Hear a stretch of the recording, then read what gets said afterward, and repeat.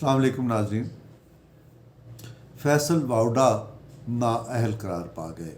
इनको नाअहल होना ही था और इस बात का अंदाज़ा 3 साढ़े 3 बरस कबल उसी वक्त हो गया था जब ये केस सामने आया था। आज वो नाअहल हो गए हैं तो ये कोई ख़बर नहीं है, इस एतबार से भी कि ये माजी में इसका अंदाज़ा हो चुका था कि ऐसा ही होना है और ये सब चीज़ें सामने थीं। जिस अंदाज़ में ये केस लड़ा गया उससे ये पता चलता था कि फैसल वाउडा का केस कोई बुनियाद नहीं रखता, यानी वो जो जवाब दे रहे हैं वो उनके पास डिफेंस कोई नहीं है। तो इस एतबार से उसी वक्त अंदाज़ा हो गया था कि जल्द या बदेर इनको घर जाना ही है, इनको नाअहल होना ही है। अब वो जो भी कानूनी कार्रवाई करें, सुप्रीम कोर्ट में जाएं, कहीं भी जाएं, ये उनका हक है। लेकिन केस पहले दिन से वाज़ेह था कि इसका अंजाम क्या है, नंबर 1। नंबर 2 ये कि ये सोशल मीडिया का ज़माना है, ख़बरों का ज़माना है, तो कोई ख़बर रुकती नहीं है। लेकिन इस ख़बर में एक और ख़बर है, आज हम उस पर बात करेंगे। ख़बर ये है कि बिल आखिर ये फ़ैसला कैसे कर लिया गया कि इन्हें नाअहल करार दिया जाना है। वो फ़ैसला जो 3 साल पहले हो जाना चाहिए था, उसके होने में 3 साल क्यों लगे, और 3 साल लगने के बाद जब ये फ़ैसला हुआ तो उसके पसे पुश्त क्या अवामिल हैं और ये इस फ़ैसले पर पहुंचने में कैसे आसानी महसूस की गई। नाज़रीन, जब कोई इस तरह के बड़े फ़ैसले होते हैं तो यकीनन उनके पीछे कोई मसलहत होती है। बग़ैर मसलहत के फ़ैसले नहीं होते। अभी चंद रोज़ पहले इस्लामाबाद में जो नेवल क्लब बना था हमारी झील पर, तो उस झील को इस्लामाबाद हाई कोर्ट ने गैर कानूनी करार दिया, जिस पर हमारे जो बड़े एनालिस्ट हैं सेठी साहब, उन्होंने कहा कि ये एक सुर्ख लाइन अबूर की गई है और ये सुर्ख लाइन के अबूर करने का मतलब ये है कि मंज़र बदल रहा है या मंज़र बदल चुका है। तो यही वजह है कि जब बड़े फ़ैसले किए जा रहे होते हैं तो उसमें ये देखा जाता है कि उसमें रद्द-ए-अमल क्या आएगा, उसमें किस इदारे का क्या रद्द-ए-अमल होगा और उस फ़ैसले को आगे उसकी यानी उसकी पजीराई कैसे होगी और उसको उसका रिएक्शन क्या होगा, ये सब चीज़ें पेश नज़र रखी जाती हैं और ये कि बड़ा मुक़्तदर इदारा किस तरह से सोच रहा है। तो जब ये इस तरह के फ़ैसले आने शुरू होते हैं तो इसका मतलब ये होता है कि सिचुएशन बदल रही है। इसी फैसल वाउडा का केस जो है वो इसी ये जो हमने एक आपको तरतीब बताई है, ये उस तरतीब पर पूरा उतरता है। फैसल वाउडा का केस इन सारे मराहिल से गुज़रने के बाद आज एक फ़ैसला कुन यानी जगह पे जा खड़ा हुआ है और एक जुर्रतमंदाना फ़ैसला सामने आया है कि उनको नाअहल करार देने का। तो इसका मतलब ये है कि वो सारे मसलहतें और वो सारे जो स्टेजेस हैं वो अबूर हो चुकी हैं।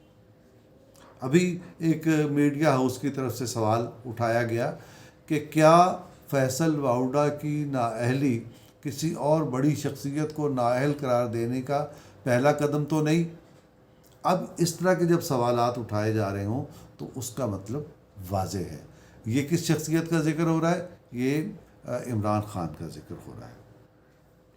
तो ये इसका मतलब यानी इस फ़ैसले ने यूँ समझे कि पाकिस्तान के सियासी मंजरनामे की ये इब्तिदा साबित होगा और इसके बाद हमें और बहुत सारी तब्दीलियाँ सामने आ सकती हैं। तो यानी क्या तब्दीलियाँ सामने आ सकती है, ये जिसके लिए अब कोशिशें हो रही हैं कि अपोजिशन कोशिश कर रही है, तहरीक अदम एतमाद वगैरह। इसके अलावा और भी बहुत सारे रास्ते मौजूद होते हैं किसी हुक्मरान को हटाने के, वो हमारी तारीख़ का हिस्सा है, वो आइंदा भी हो सकता है। तो बात यह है कि इस फ़ैसले तक पहुँचाने में किस चीज़ ने क्या किरदार अदा किया, समझने की बात यह है। अभी बाज़ जगहों पर ये डिस्कस हो रहा है कि असल बात यह है कि मईशत की तबाही और ख़राबी की वजह से मुल्क इतना ख़राब हो गया है और मुल्क का दिफा इतना ख़तरे में चला गया है کہ خطرہ محسوس کیا جاتا ہے کہ عالمی طاقتیں پاکستان میں اس سلسلے میں مداخلت کر سکتی ہیں، اور ہماری جو ایٹمی تنصیبات ہیں اور ایٹمی اثاثے ہیں وہ بھی خطرے میں پڑ سکتے ہیں۔ تو یہ بات بڑی آسانی سے کہہ دی جاتی ہے، ہم نے بھی ماضی میں یہ بات کہی، لیکن اس کی کچھ وضاحت ہے، کچھ ڈیٹیل ہے۔ ایسا نہیں ہے کہ کوئی ملک یا کوئی عالمی ادارہ کسی دوسرے ملک میں کود جائے، اس کی کچھ وجوہات ہوتی ہیں۔ مثلا اس وقت ہو کیا رہا ہے، اور پاکستان میں اس وقت ایسی کیا صورتحال پیدا ہو گئی ہے جس کی وجہ سے ہم کوئی خطرہ اور وہ بے چینی اور پریشانی محسوس کریں۔ اصل میں ہوا یہ ہے کہ ہماری معیشت گزشتہ 3.5 برس کی ایک بڑی خراب اور کمزور کارکردگی کی وجہ سے تباہی سے دوچار ہو گئی ہے، اور اب اس معیشت میں اتنی سخت باقی نہیں بچی کہ ہم کوئی اپنے ملک کو چلا سکیں، اپنے اخراجات کو میٹ کر سکیں، اپنے ڈیفنس کو میٹ کر سکیں، اور اپنے عوام کی ضروریات کو پورا کر سکیں۔ یہ صورتحال اب ریاست میں یہ طاقت باقی نہیں رہی۔ یہی وجہ ہے کہ ہمیں اپنے معاملات چلانے کے لیے عالمی اداروں سے مدد لینی پڑ رہی ہے، اور ہم قرضے ان کی شرائط پر اور خطرناک شرائط پر ہم قرضے لے رہے ہیں۔ جب کوئی ملک ایسی صورتحال سے دوچار ہو جاتا ہے تو اس ملک میں انارکی کا خطرہ پیدا ہو جاتا ہے، افراتفری کا خطرہ پیدا ہو جاتا ہے، خانہ جنگی کا خطرہ پیدا ہو جاتا ہے۔ یہ جو ہم اپنے ارد گرد بلوچستان سے لے کر سابق فاٹا کے علاقوں میں اور پاکستان کے سیٹلڈ ایریاز میں، ایون اسلام آباد اور لاہور جیسے شہروں میں دہشت گردی کے واقعات دیکھ رہے ہیں، تو بیسیکلی یہ وہ علامات ہیں جو کسی ملک کی معیشت کی تباہی کی صورت میں جو خطرے کا الارم بجتا ہے، اور اس کے بعد جو ایک افراتفری پیدا ہو سکتی ہے، جو انارکی پیدا ہو سکتی ہے، یہ اس کی علامات ہیں۔ اور ان علامات کی وجہ سے یہ محسوس کیا جا رہا ہے کہ پاکستان ان گورنیبل ہو گیا ہے، اور آنے والے دنوں میں مزید ہو جائے گا۔ لہٰذا یہ بہترین وقت ہے کہ صورتحال کو ابھی سے سنبھال لیا جائے۔ یہ بات پاکستان کا عام شہری بھی سمجھتا ہے، پاکستان کا سیاستدان بھی سمجھتا ہے، اور پاکستان کے ادارے بھی سمجھتے ہیں۔ ان کو سمجھ آ رہی ہے کہ ہمارا ملک کس طرف جا رہا ہے، اور اس ملک کو اس طرف جانے سے روکنے کی ضرورت ہے۔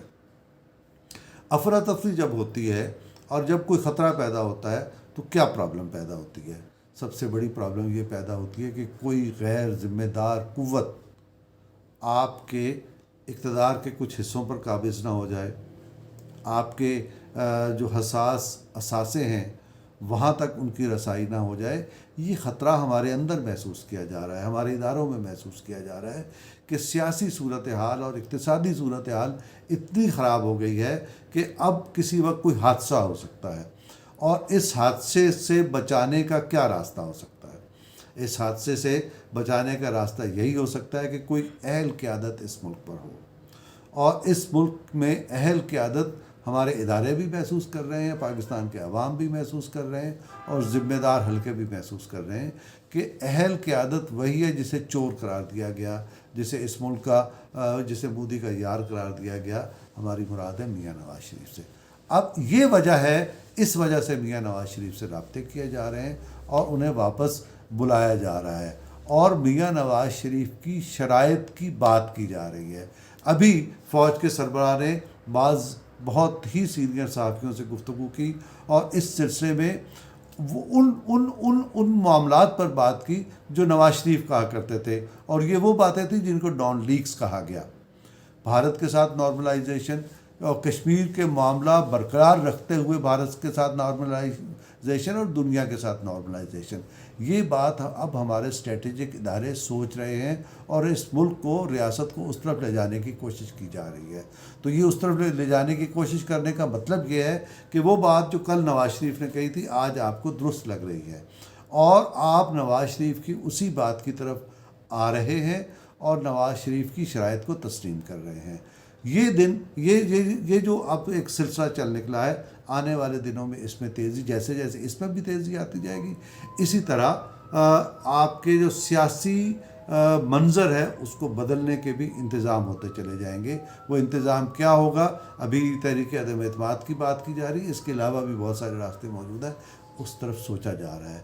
اور یہ وہ صورتحال ہے جس کا تعلق ہمارے قومی سلامتی کے ساتھ ہے، اور قومی سلامتی کو ہی محفوظ رکھنے کے لیے ضروری ہے کہ اس ملک کو انارکی سے بچایا جائے، افراتفری اور خانہ جنگی سے بچایا جائے۔ اس حکومت کی خراب اقتصادی حکمت عملی نے اس ملک کو خانہ جنگی اور افراتفری اور انارکی کے دہانے پر پہنچا دیا تھا۔ اب اس سے بچانے کی کوشش ہو رہی ہے۔ ناظرین، آج کے لیے اتنا ہی۔ اللہ حافظ۔